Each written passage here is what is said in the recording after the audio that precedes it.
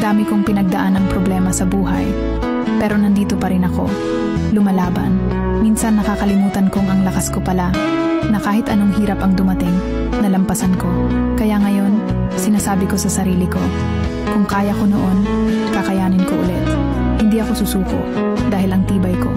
Ang bawat hamon ay patunay na kaya kong magpatuloy dahil alam kong mas maganda ang bukas na naghihintay.